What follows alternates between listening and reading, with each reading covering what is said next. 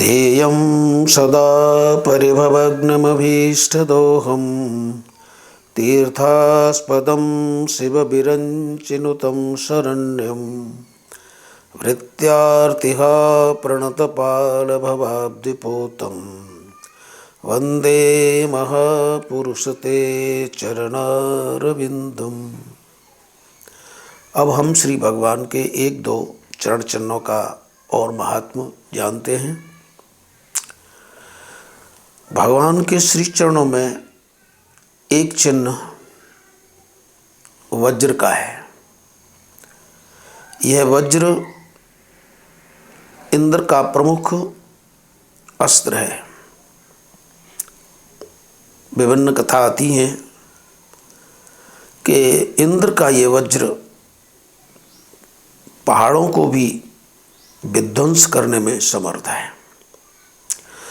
तो श्री भगवान के चरणों में अंकित इस वज्र के चिन्ह को देखकर, इसका ध्यान करके हमें ये चिंतन करना चाहिए कि जिस प्रकार वज्र बड़े बड़े पर्वतों को विनष्ट करने में समर्थ है, वैसे ही मैं श्री भगवान के चरण में अंकित इस वज्र का ध्यान कर रहा हूँ, तो मेरे इस जीवन के पूर्व जीवनों के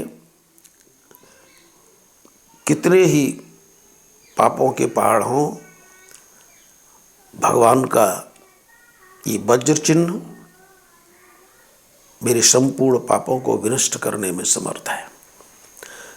तो एक ये भाव है भगवान के श्री चरणों में वज्र चिन्ह का। दूसरा, दुर्वासा जी ने शाप दिया और यदुवंश का संहार हुआ।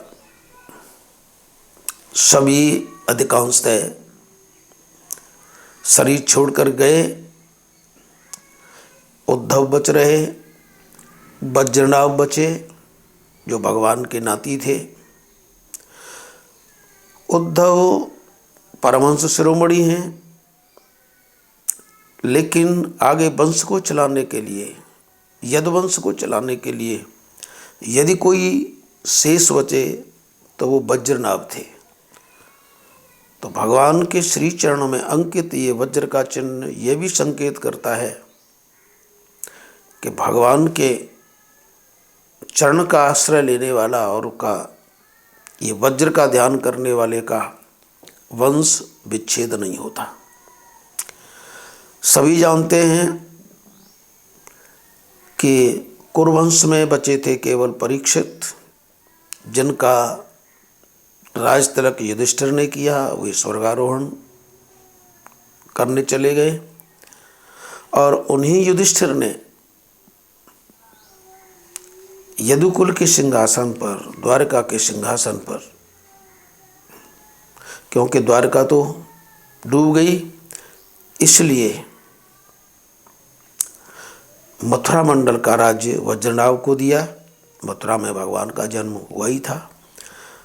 तो वज्र का चिन्ह ये बताता है कि हमारे कितने ही पापों के पहाड़ों सबको भगवान का ये चरण चिन्ह विनष्ट कर देगा।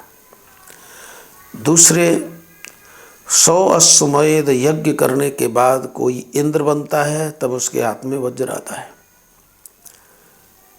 किंतु भगवान के इस चिन्ह का ध्यान करने वाला सहजता से ही इंद्र पद को प्राप्त करने में समर्थ है। जो चीज़ 100 अश्वमेध यज्ञ करने के बाद किसी साधक को मिलती है, भगवान का यह चरण चिन्ह वज्र अपने साधक को इंद्र पद सहजता से देने में समर्थ है। किंतु भगवान के जो भक्त हैं वह किसी भी पद की आकांक्षा नहीं करते।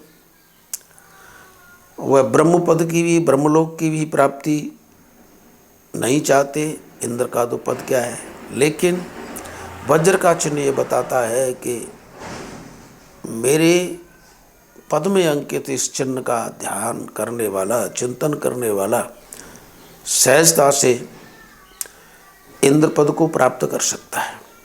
दूसरे, ये जो वज्र बना था महर्षि दधीच की हड्डियों से बना था और इस वज्र ने वृतासुर नाम के राक्षस को मारा था। यह वृत्त इतना अजेय था कि कोई भी इसे नहीं मार पाया। असल में ये जो वृत्त है, वृत्त का मतलब घेरा, और घेरा है प्रकृति का, काल कर्म और स्वभाव का। ये जो घेरा है ये वृत्त है और यही वृतासुर है। तो काल के घेरे को, कर्म के घेरे को, स्वभाव के घेरे को, कहने का तात्पर्य इस प्रपंच को, इस प्रपंच के घेरे को यदि नष्ट करना है तो जिस प्रकार महर्षि दधीच की हड्डियों से बना हुआ वज्र वृतासुर को मार देता है, वैसे ही भगवान के श्री चरणों में अंकित इस वज्र का मैं ध्यान करूँगा तो काल के घेरे से, कर्म के घेरे से, स्वभाव के घेरे से, प्रकृति के घेरे से, सभी से मैं मुक्त हो जाऊँगा। गोस्वामी जी भी कहते हैं, काल कर्म स्वभाव गुण घेरा, फिरत सदा माया कर प्रेरा। तो ये जो वज्र है दधीच ऋषि का है, और दधीच का मतलब ही होता है दमा ने दे दिया है जिसने, धीमा ने अपनी बुद्धि को, चिमा ने चिन्मय परमात्मा में।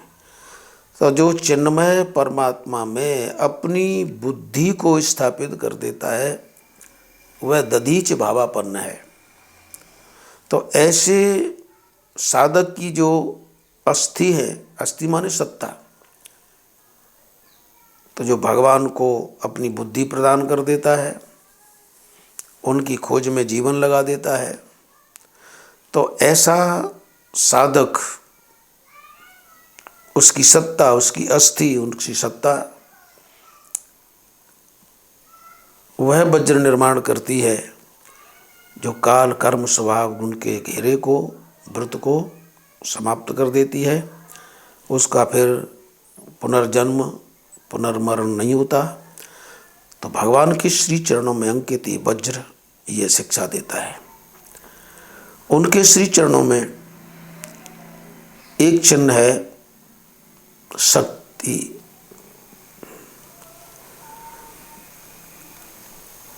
तो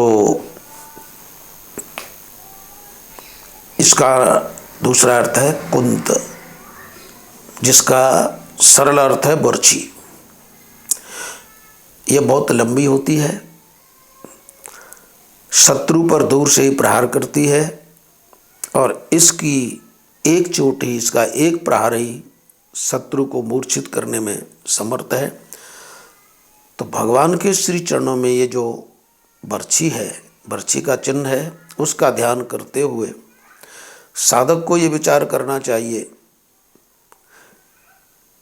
कि मैं यदि इसका ध्यान करूँगा तो जैसे बर्छी के डर से शत्रु दूर ही रहता है, वैसे ही मैं यदि भगवान के इस चिन्ह का ध्यान करता हूँ तो काम क्रोध आदि जो शत्रु हैं वह मेरे पास नहीं आ सकते, वो दूर ही रहेंगे।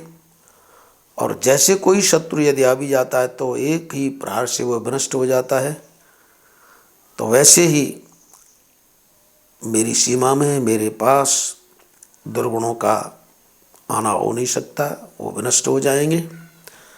तो भगवान के भरोसे, उनके आश्रय रह करके मैं सुरक्षित हूँ, यह बर्छी का ध्यान है। तो इस प्रकार भगवान के श्री चरणों में जो 32 चिन्ह हैं, प्रत्येक चिन्ह कोई न कोई विशेष महात्म्य लिए है। अतः जगह जगह जब कहा है कि भगवान के चरणों का ध्यान करो, तो उनका तात्पर्य भी यही है कि उनके श्री चरणों में जो चिन्ह हैं उनका क्या प्रभाव है। ये चिंतन करते हुए साधना पर बैठोगे तो साधना काल में ही निश्चिंत हो जाओगे।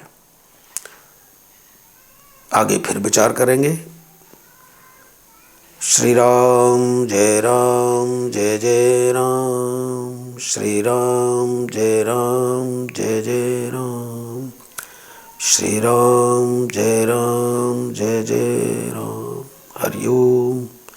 शांति शांति शांति। ओम।